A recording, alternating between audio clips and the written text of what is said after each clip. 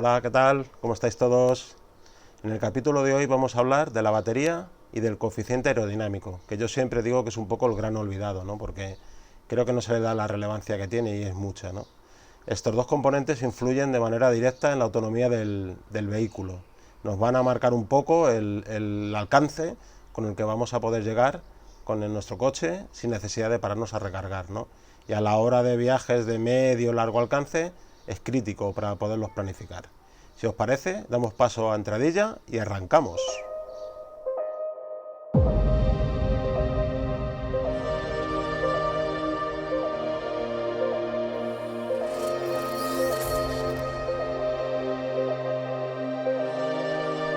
Si os parece, comenzamos por la batería. Bueno, ¿veis esto? Esto es una batería típica que todos utilizamos en casa, ¿no?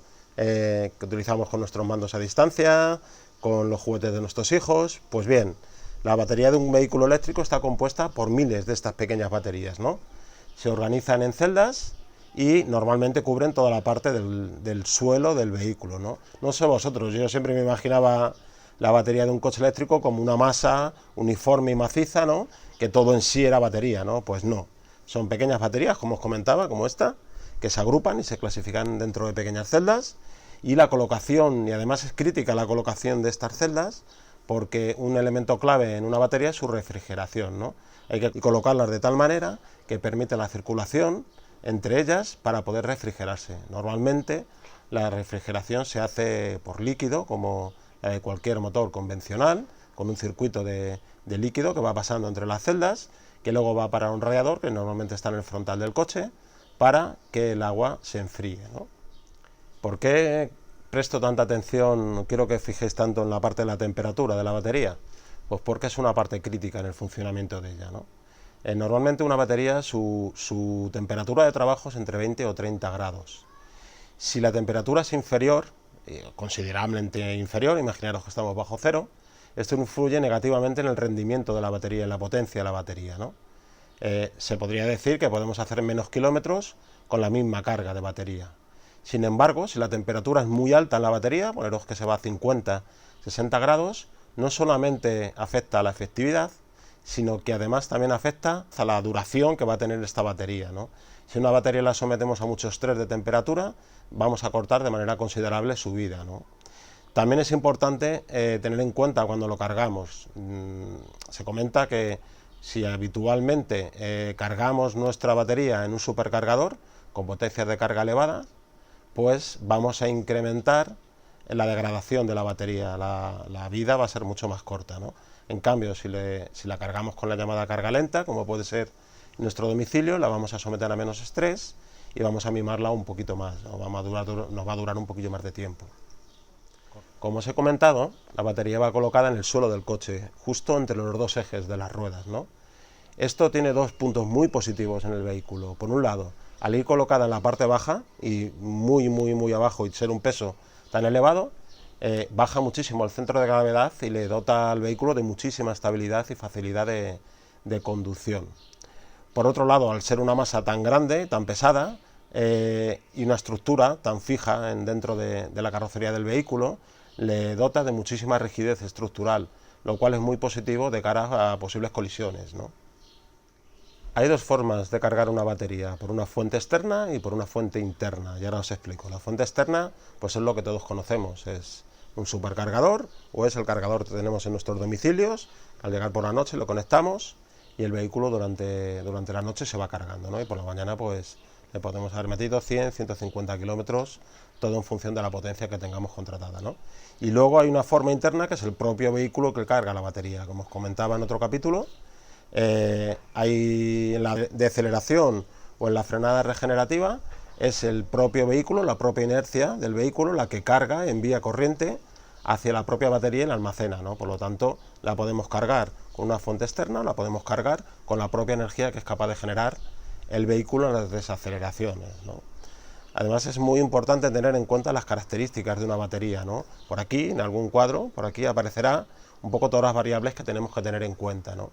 Una de ellas es la densidad, que va a influir directamente en la autonomía, al igual que su capacidad. La capacidad se cifra en kilovatios hora.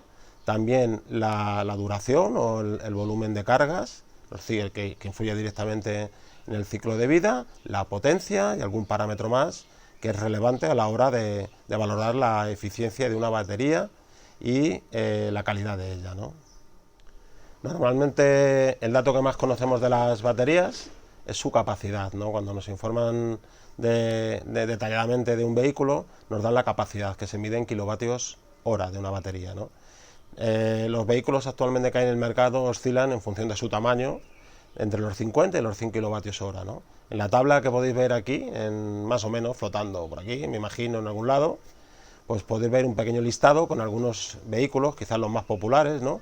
Y la capacidad que tienen sus baterías. Pues iríamos desde los 80 kilovatios hora del Mercedes EQC a los 100 kilovatios hora de varios modelos de Tesla, ¿no? Entre medias pues tenemos el Audi e-tron, el Jaguar I-Pace y tenemos también el Porsche, pero veis que más o menos en esta gama de vehículos oscila entre los 80 y los 100 kilovatios hora, ¿no?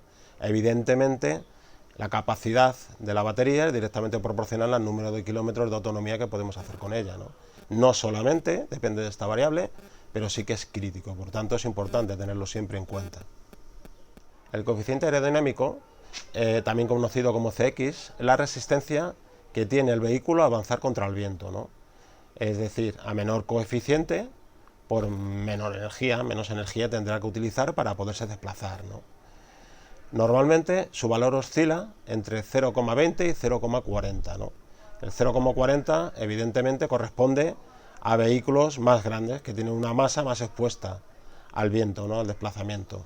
Este tipo de vehículos normalmente son los 4x4, los SUV. Sin embargo, los deportivos, con esas líneas tan afiladas, suaves, más bajos, más planos, pues tienen un coeficiente más cerca al 0,20, ¿no?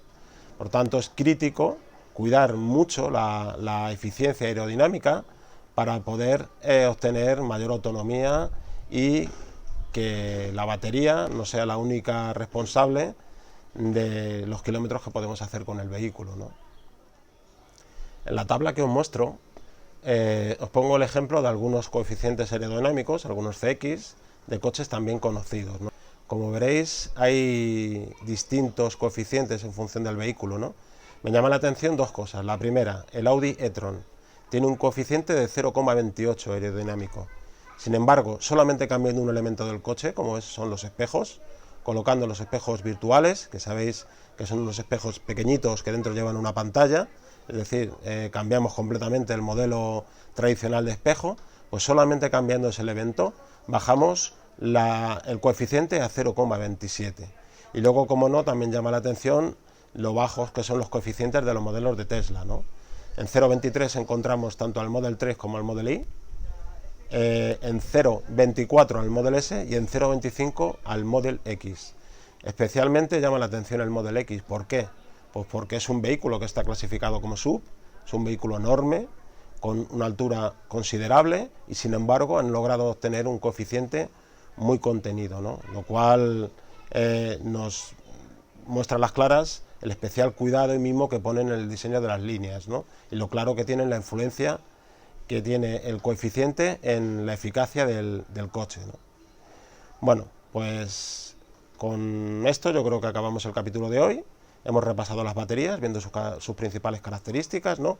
De qué están compuestas y cómo se hacen, la relevancia que tiene la carga y la refrigeración. Hemos visto el coeficiente aerodinámico y también lo significativo que es a la hora de buscar la eficiencia en el vehículo. Y en futuros episodios o capítulos analizaré la autonomía en conjunto, ¿no? Y cuántos elementos contribuyen a que ésta sea alta y por qué es relevante que lo sea, ¿no? ¿Qué nos va a condicionar tener una buena autonomía en un vehículo eléctrico, ¿no? Por tanto, si os parece, lo dejamos aquí y seguimos en futuros capítulos. Solo despedirme, un saludo para todos, hasta otra.